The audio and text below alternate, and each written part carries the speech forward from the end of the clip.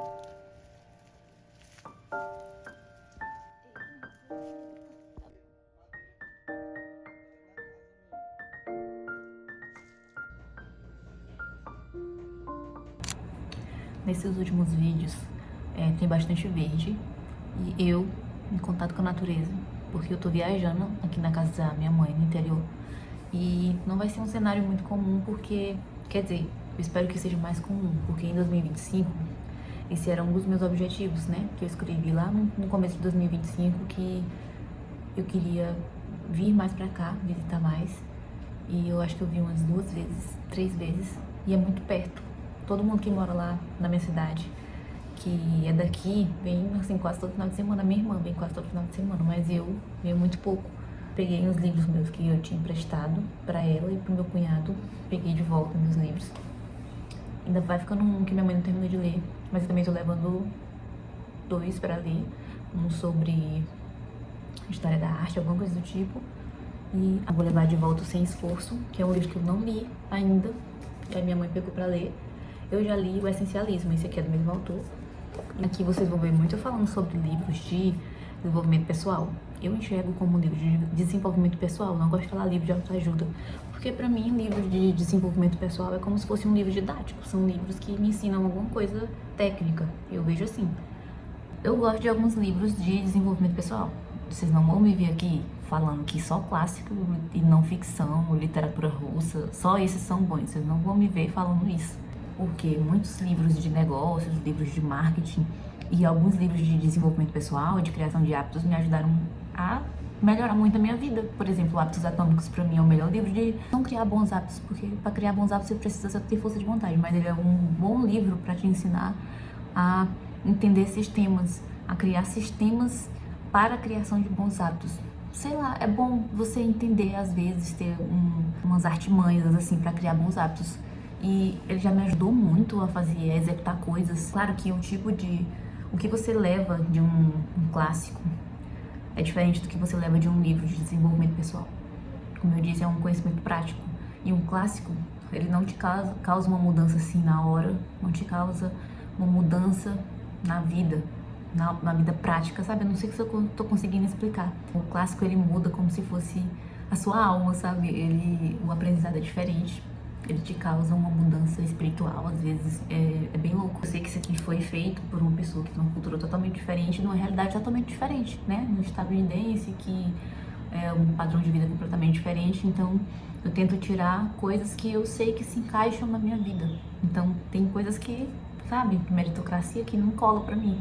Não acredito nisso, nessa falácia. Então, o outro livro que eu peguei, Questões de Arte. Minha mãe é professora, ela trabalha com educação a vida toda, então ela tem muito acesso a livros dos mais variados tipos. E eu tô sempre pegando pra ler.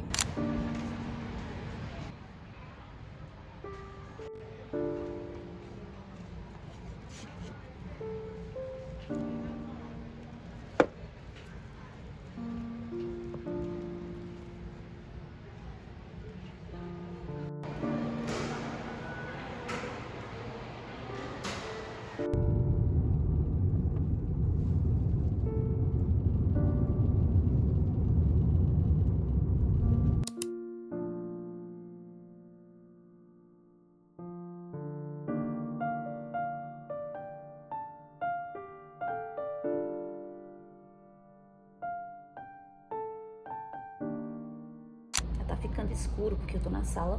Eu não queria gravar no escritório hoje. Então, vou mostrar aqui mesmo os livros que eu comprei. Eu comprei Quincas Borba, capa dura. Quincas Borba, de Machado de Assis. Editora Landmark. Ele é lindo. O único defeito dele é que a página é branca. Mas ele é bonito. Eu tava querendo muito um Machado de Assis desse formato assim. Uma edição bem bonita, porque eu não tenho nenhum, na verdade. Eu tenho o Dom Casmurro, só que ele é uma edição bem simplesinha e eu queria um bonito assim. Esse aqui é o que eu tô mais entusiasmada pra ler. É o Pássaro de Fogo e Outros Contos de Fadas Russos. E é um pouquinho diferente, só que eu fiquei com muita vontade de ler ele. E ele é ilustrado. No começo de toda historinha tem uma ilustração. E esse aqui eu acho que eu vou começar a ler agora, porque são contos, então não necessariamente eu preciso ler tudo agora. E é isso. Ah não, tô esquecendo 2 livros. Esses 2 livros vieram juntos. Eles vieram juntos, os 2 por R$29. R$29,90, então cada um saiu R$15. Esse aqui, A Garota do Lago, eu sei que ele é bem famosinho assim na internet, já vi em vários lugares, ele é bem famosinho. Só que eu nunca tive vontade de ler esse tipo de literatura, que é uma coisa assim meio ficção, não sei se é uma coisa mais nova, contemporânea, misturado com terror. Eu nunca tive vontade. E veio junto com esse aqui, Olhos Vazios, que eu acho que matou a família dela, só que ela foi incriminada, alguma coisa do tipo. Assim, eu vou começar a ler e vai que eu gosto, não sei. Enfim, eu sou bem eclética pra leitura, mas eclética até certo ponto.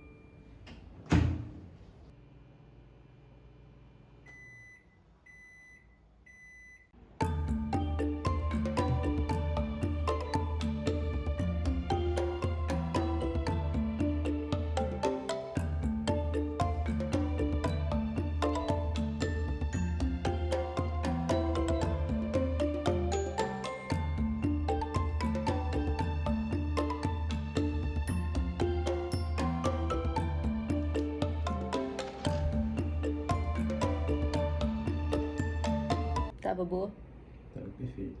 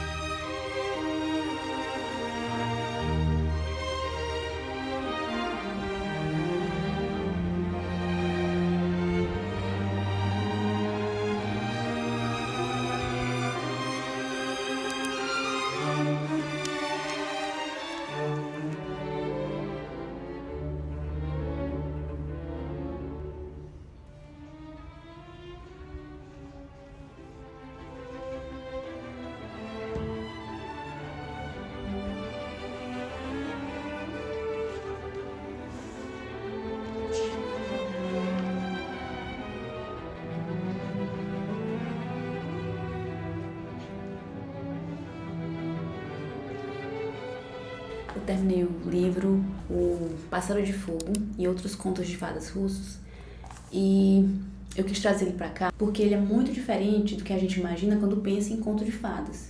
Quando a gente cresce assistindo Disney e aqueles filmes que passavam na sessão da tarde. Enfim, todos os livros, todos os filmes de contos de fadas, de historinha de princesa que a gente já assistiu. Esse livro quebrou completamente isso. Mudou completamente a minha concepção do que eram realmente os contos de fadas. Até porque esse livro aborda alguns que são bem famosos, só que a versão original. Primeiro, a primeira coisa que eu achei diferente foi a forma como as mulheres são retratadas. Nesse livro, elas não ficam só esperando ser salvas por algum príncipe. Na verdade, na maioria das histórias, elas tomam as decisões, elas decidem o destino delas. E essa foi a parte que eu mais gostei. A maioria das histórias, as mulheres são protagonistas ou definem o rumo daquela história. Não ficam esperando ser salvas. Às vezes elas erram, às vezes elas salvam a história, sabe? Elas são as salvadoras. Às vezes elas só sobrevivem, conseguem se sair de uma situação de perigo. Só que mostram nessas histórias que não existe personagem perfeito. Eu acho que isso foi o que eu mais gostei, porque isso se aproxima muito mais da vida real. Não é aquela história perfeita de personagem bom, personagem mau. Uma pessoa faz uma coisa ruim e o mocinho vai e salva tudo. Na verdade, são situações difíceis, normalmente situações de pobreza ou situações de muita riqueza, e que é preciso fazer muitas escolhas, só que normalmente são situações difíceis que os personagens têm que passar por elas, e sempre tem uma moral, uma coisa que a gente tem que tirar dessa história. E não tem final feliz. Foi assim, acho que o que me segurou nesse livro foi que eu fiquei curiosa, porque na primeira história, O Velho e o Peixe, se eu não me engano, na primeira história não tem final feliz, simplesmente não tem final feliz. A gente fica esperando que o vilão seja punido, ele de fato é punido, só que a pessoa que era inocente não é, sabe, não é premiada de nenhuma forma. Na verdade, ela também é punida. Então, como nessas histórias não existem personagens perfeitos, isso faz com que esses contos sejam muito mais próximos da vida real. E é por isso que eu gosto. E não tem final feliz garantido, como eu falei. São personagens tentando atravessar situações difíceis e fazer escolhas.